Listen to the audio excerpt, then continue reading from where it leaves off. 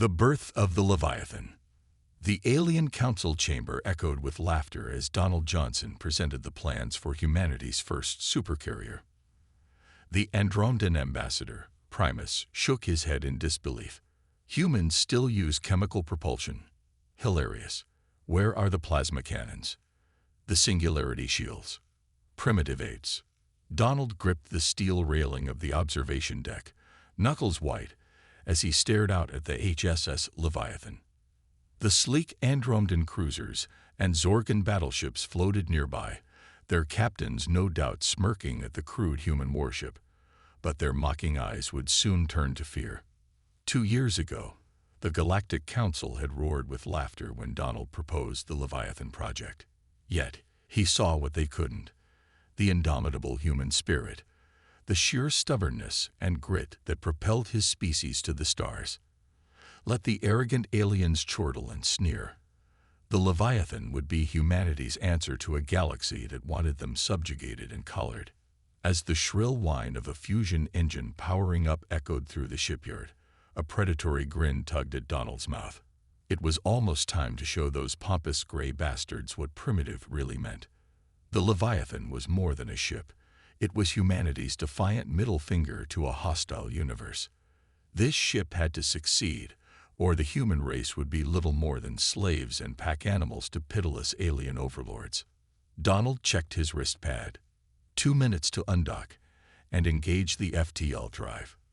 Then the Leviathan would slip the bonds of Terran orbit and show the galaxy what humans were truly made of.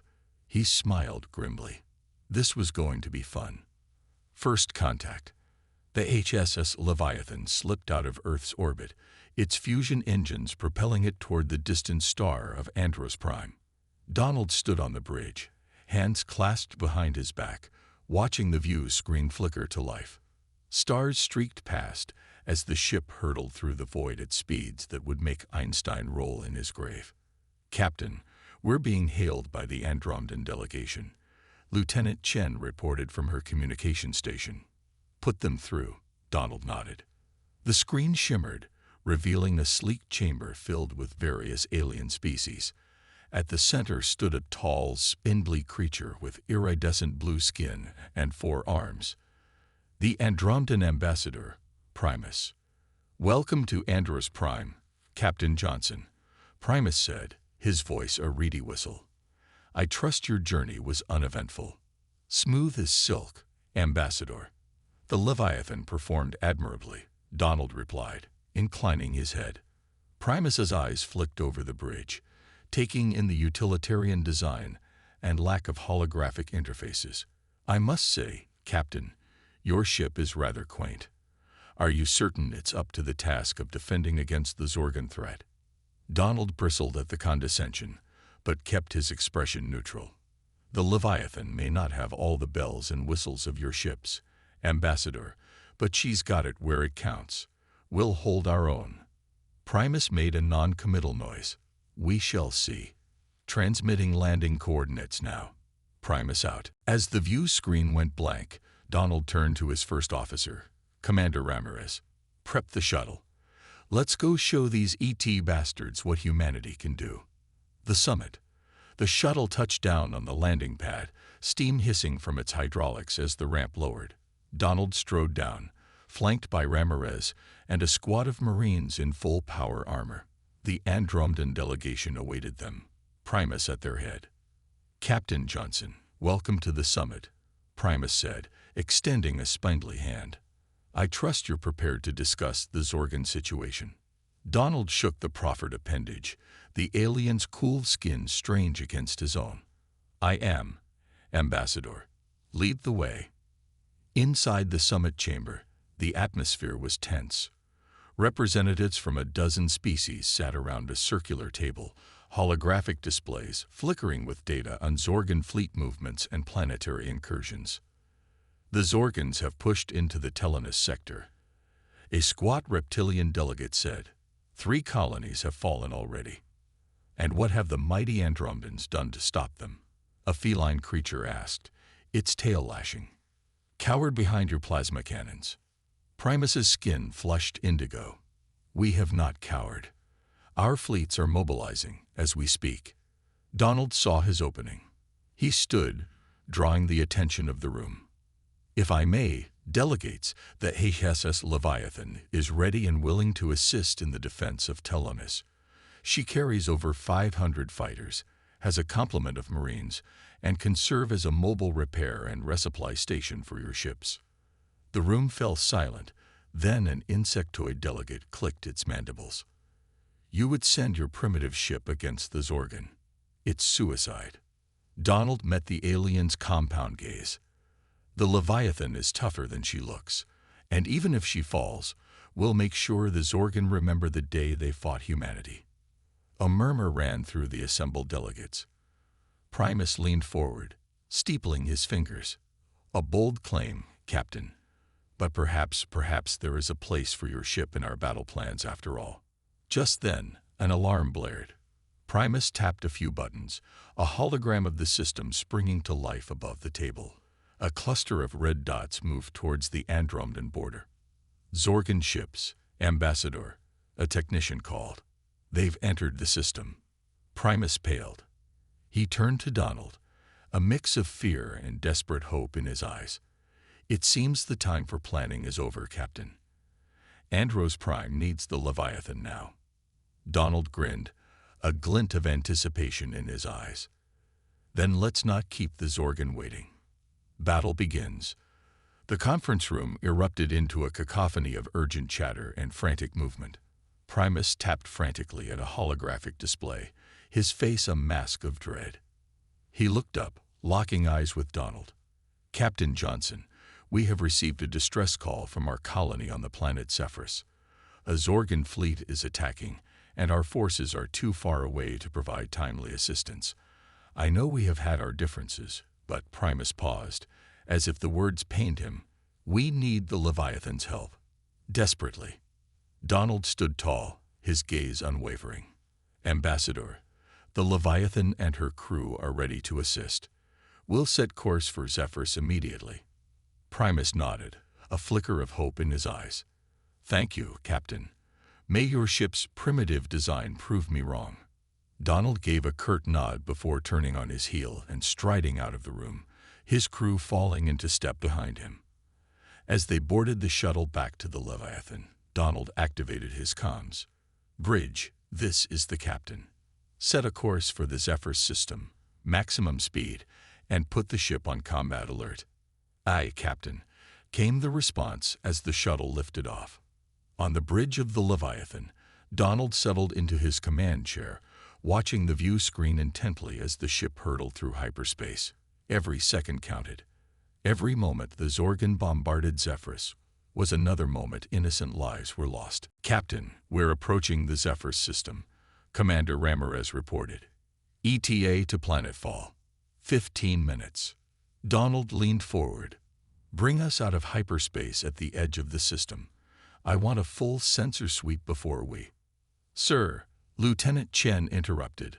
Long-range sensors are picking up multiple contacts near the planet. It looks like a Zorgon ambush, hidden in the asteroid field. Donald cursed under his breath. The Zorgons had anticipated their arrival, but they hadn't anticipated the Leviathan. Commander Riley, Donald barked into the comms. Prep all fighter squadrons for immediate deployment.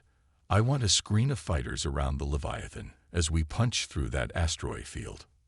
Roger that, Captain, Riley responded, a hint of eagerness in his voice. We'll give those Zorgon bastards a warm welcome. Donald turned to Ramirez. Commander, plot a course straight through the densest part of the asteroid field. We're going to use the Leviathan's bulk to our advantage. Those Zorgon ships will have to either engage us in tight quarters or risk being smashed by the rocks we displace. Ramirez grinned. Aye, sir. They won't know what hit them. As the Leviathan dropped out of hyperspace, the bridge crew beheld a daunting sight. Dozens of angular Zorgon ships hung in space, partially obscured by the tumbling asteroids. In the distance, the blue-green jewel of Zephyrus was wreathed in the orange blossoms of orbital bombardment. All hands, battle stations. Donald roared. Fighters, launch now. Let's show these alien scum what humans are made of. The Leviathan surged forward, her hull shuddering as asteroids pinged off her armored sides. Flights of sleek human fighters streaked ahead, pulse cannons blazing as they clashed with the Zorgon craft in a dazzling display of pyrotechnics. The Supercarrier plowed on, using its immense mass to scatter the space rocks and force the Zorgon to engage at knife-fight range. Zorgon energy beams splashed harmlessly off the Leviathan's hull, unable to find purchase on the thick armor plating, turning the tide. The Leviathan burst through the asteroid field, its armored hull shrugging off the impacts of the tumbling rocks. On the bridge, Donald gripped the armrests of his command chair as the view screen filled with the sight of the Zorgon fleet caught completely off guard by the human ship's audacious maneuver. "All weapons, open fire," Donald barked. "Give them everything we've got." The Leviathan's railguns swiveled and locked onto the nearest Zorgon cruiser. With a thunderous roar, the massive guns unleashed a barrage of hyper-accelerated projectiles that tore through the alien ship's shields and hull like tissue paper. Explosions blossomed along the cruiser's flank as the railgun rounds found their mark, setting off secondary detonations that ripped the ship apart from within. As the cruiser disintegrated, the Leviathan's missile batteries opened up, sending swarms of high-yield warheads streaking towards the remaining Zorgon ships. The alien vessels scrambled to evade, but the sheer volume of fire from the human supercarrier overwhelmed their defenses. One by one, the Zorgon ships fell, consumed by the relentless onslaught of human weaponry. On the bridge of the Zorgon flagship, Admiral Karnak slammed his fist against the arm of his command throne. The primitive-looking human vessel had caught him completely by surprise, and now his fleet was paying the price for his hubris. "Impossible," Karnak snarled. "How can such a crude ship possess such firepower?" As if in answer, another barrage from the Leviathan's railguns struck the flagship, sending shudders through the deck plates. Alarms blared and consoles sparked as the ship's systems overloaded. "Admiral, our shields are down to 20%, a Zorgon officer reported, fear evident in his voice. "We can't take much more of this." Karnak ground his teeth in frustration. He had underestimated the humans, and it had cost him dearly. But he would not let this upstart species best him. He would make them pay for this humiliation. On the surface of the Andromedan colony, Governor Tylos watched in awe as the Leviathan tore through the Zorgon fleet like a hot knife through butter. The human ship moved with a grace and precision that belied its bulky frame, dancing through the enemy fire as if it were a mere inconvenience. "Incredible," Tylos breathed. "I never would have believed it if I hadn't seen it with my own eyes. The humans, they're far more capable than we ever gave them credit for." As the battle raged on, Donald received an urgent communication from Commander Riley. The fighter squadrons were taking heavy losses, their numbers dwindling as the Zorgon reinforcements closed in. "Captain, we can't hold them off much longer," Riley shouted over the din of explosions and laser fire. "We need to fall back and regroup." Donald clenched his jaw. He knew Riley was right, but retreating now would mean abandoning the colony to its fate. He glanced at the tactical display, his mind racing as he weighed his options. "Sir, we're detecting multiple hyperspace signatures on the edge of the system," Lieutenant Chen reported, her voice tight with tension. "It's the Zorgon reinforcements. They'll be on top of us in minutes." Donald closed his eyes for a moment, the weight of his decision settling on his shoulders like a physical burden. The lives of his crew, the colonists, and perhaps the fate of the entire war hung in the balance. He had to make a choice, and he had to make it now. Sacrifice for victory. Donald's jaw tightened as he surveyed the tactical display. The Zorgon reinforcements were closing in fast, and the Leviathan's fighter squadrons were being pushed to their limit.